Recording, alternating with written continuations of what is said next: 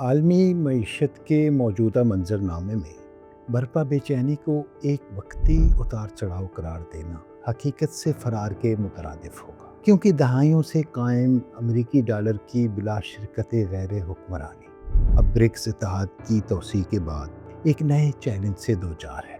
سعودی عرب، متحدہ عرب امارات، ایران، مصر اور ایتھوپیا کی شمولیت نے اس اتحاد کو توانائی کے لحاظ سے اور جغرافیائی اعتبار سے مزید طاقتور بنا دیا ہے۔ اب یہ سمجھنا ضروری ہے کہ برکس ہے کیا۔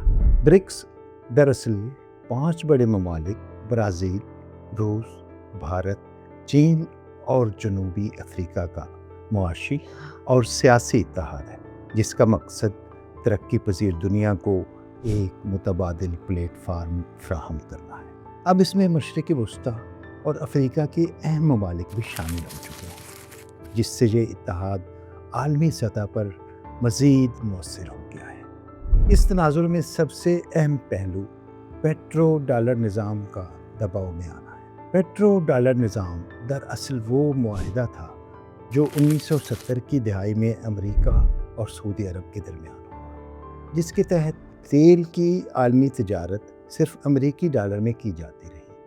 اس انتظام نے نہ صرف ڈالر کو توانائی کی مارکیٹ کا لازمی ذریعہ بنا دیا، بلکہ عالمی مالیاتی نظام میں اسے ایک مرکزی ستون کی حیثیت دے دی۔ یہی وجہ ہے کہ دہائیوں تک ہر ملک کو اپنی توانائی کی ضروریات پوری کرنے کے لیے ڈالر پر انحصار کرنا پڑا، جس نے امریکی کرنسی کو غیر معمولی استحکام اور بالادستی فراہم کی۔ تاہم اب حالات بدل رہے ہیں۔ سعودی عرب اور چین کے درمیان یوان میں لین دین کے امکانات اور برکس ممالک کی جانب سے مقامی کرنسیوں کے استعمال پر غور اس پرانے نظام کو کمزور کر رہے ہیں۔ اس تبدیلی کا مطلب یہ ہے کہ توانائی کی تجارت میں ڈالر کی اجارہ داری بتدریج ختم ہو سکتی ہے۔ یہی وجہ ہے کہ ماہرین معیشت اس تبدیلی کو محض سیاسی بیان بازی نہیں بلکہ ایک تکنیکی انقلاب قرار دے رہے ہیں۔ برکس ممالک نے سوئفٹ کے متبادل ادائیگی نظام پر کام شروع کر دیا ہے، تاکہ مغربی اثر و رسوخ والے مالیاتی ڈھانچے پر انحصار کم ہو۔ سوئفٹ ایک عالمی ادائیگیوں کا نیٹ ورک ہے جو بینکوں اور مالیاتی اداروں کو سرحد پار لین دین کے لیے ایک محفوظ اور معیاری پلیٹ فارم فراہم کرتا ہے، لیکن مغربی ممالک کے اثر و رسوخ کے باعث یہ نظام اکثر سیاسی دباؤ کے لیے استعمال ہوتا ہے، جیسا کہ روس یا ایران پر پابندیوں کے نفاذ میں دیکھا گیا۔ برکس ممالک اس انحصار کو ختم کرنے کے لیے اپنا متبادل نظام تیار کر رہے ہیں، تاکہ عالمی تجارت زیادہ آزاد اور کثیر القطبی ہو سکے۔ عالمی مرکزی بینکوں کے اعداد و شمار ظاہر کرتے ہیں کہ کئی ممالک اب اپنے زر مبادلہ کے ذخائر میں ڈالر کے بجائے سونے کی خریداری کو ترجیح دے رہے ہیں۔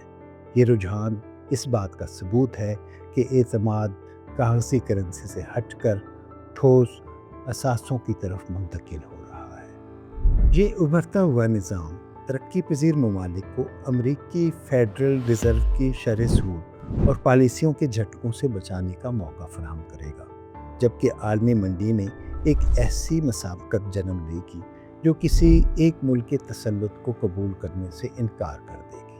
بلا شبہ یہ تبدیلی فوری طور پر نہیں آئے گی، کیونکہ ڈالر اب بھی عالمی تجارت کے بڑے حصے پر قابض ہے۔ تاہم بیجنگ اور ماسکو سے اٹھنے والی یہ لہر برازیل اور جوہانسبرگ تک پہنچ چکی ہے، جو اس حقیقت کی طرف اشارہ ہے کہ مستقبل کی معاشی تاریخ اب صرف واشنگٹن کے بند کمروں میں نہیں بلکہ ایک کثیر القطبی دنیا کے چوراہوں پر لکھی جائے گی۔ اگر برکس اتحاد اپنی مجوزہ مشترکہ کرنسی یا سونے پر مبنی تجارتی یونٹ کو کامیابی سے نافذ کر دیتا ہے تو یہ جدید مالیاتی تاریخ کا سب سے بڑا موڑ ہوگا، جس کے اثرات براہ راست ہر عام انسان کی زندگی اور اس کی قوت خرید پر مرتب ہوں گے۔